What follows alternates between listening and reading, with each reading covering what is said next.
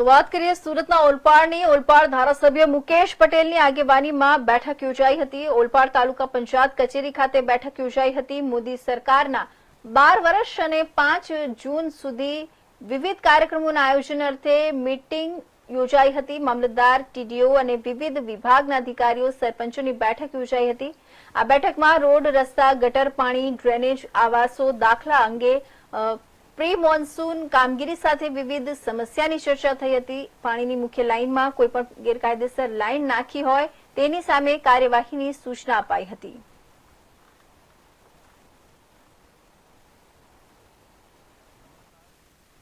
દેશના યશસ્વી વડાપ્રધાન નરેન્દ્રભાઈ મોદી સાહેબના અવિરત 12 વર્ષ વિશ્વાસ, વિકાસ અને જનકલ્યાણના પૂર્ણ થવા જઈ રહ્યા છે ત્યારે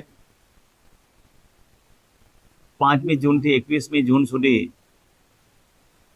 અલગ અલગ કાર્યક્રમ રાખવામાં આવ્યા છે.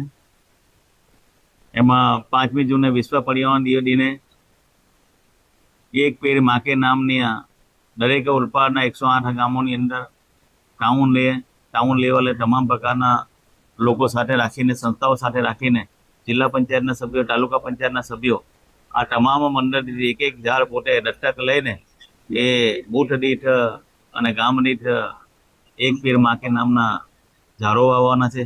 સાથે સાથે જનકલ્યાણના કામોમાં મોદી સાહેબની કેન્દ્ર સરકારની યોજના, રાજ્ય સરકારની યોજના લોકો સુધી પહોંચે એના માટેના કેમ્પોનું પણ આયોજન છે. સાથે સાથે સ્વચ્છતા અભિયાનની અંદર પણ ઓલપાડની અંદર તમામ 108 ગામોની અંદર તમામ લોકો સાથે જોડીને સ્વચ્છતા અભિયાન પણ કરવાના છે. સાથે સાથે જે રીતે દેશના વડાપ્રધાન મોદી સાહેબ આયુષ્માન ભારતના કાર્ડથી લઈને કિસાન સન્માન નિધિ હોય, વિધવાઓને પેન્શન હોય, તો આ તમામ પ્રકારની જે સુવિધાઓ આપી છે એ આ 108 ગામમાંથી કોઈ વંચિત ના રહી જાય એના માટે પણ અમારા તાલુકા પંચાયતના સભ્યો, જિલ્લા પંચાયતના સભ્યો એ પણ સાથે રહીને કામ કરવાના છે. સાથે સાથે 21મી જૂને યોગ દિવસ છે. યોગ દિવસના દિવસે ઓલપાડ તાલુકાની અંદર યોગનું પણ આયોજન કરવામાં આવ્યું છે. આમ તમામ પ્રકારના કાર્યક્રમ 5મી જૂનથી 21મી જૂન સુધી રાખવામાં આવ્યા છે. જે રીતે આજે મિટિંગમાં પાણીની સમસ્યા છે એ બાબતે ચર્ચા કરવાનું શું કહેશે? જે તે સમય 2002-03માં જે વડિયાવ જૂથ યોજના બની હતી તેમાં લગભગ ઓલપાડના 68 ગામોને ધ્યાનમાં રાખીને એ યોજના બની હતી. કારણ કે પૂર્વ પટ્ટીના જે ગામો હતા એ ગામોની અંદર એ સ્વજૂથથી પાણી લેતા હતા. પરંતુ આટલા સમય જતાં સિટીના લોકો માઇગ્રેટ થઈને ઓલપાડમાં આવવાથી અલગ અલગ ઘણી બધી સોસાયટીઓ પડી છે.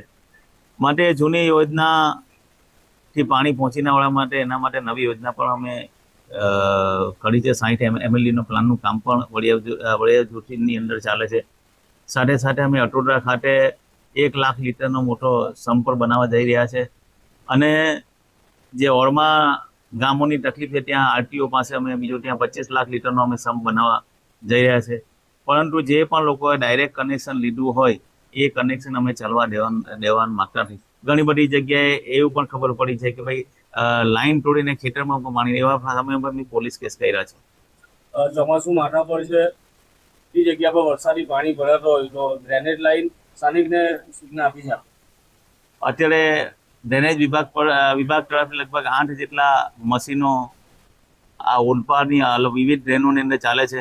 પરંતુ આજે સરપંચી અને ગ્રામ પંચાયતના સદસ્યોને અમે સૂચના આપી છે કે ગામના જે કામો હોય તે ગામના લેવલથી તમે કરી લો.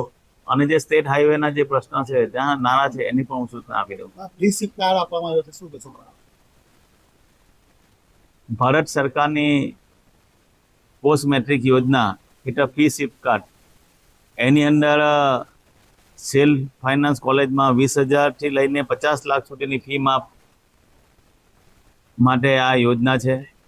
ઓલપાડના લગભગ 30 જેટલા ફોર્મ ભરાયા હતા અને આજે લગભગ અમે 6 જેટલા વિદ્યાર્થીઓને આ મોદી સાહેબની યોજનાની આ લાભ આપ્યો છે.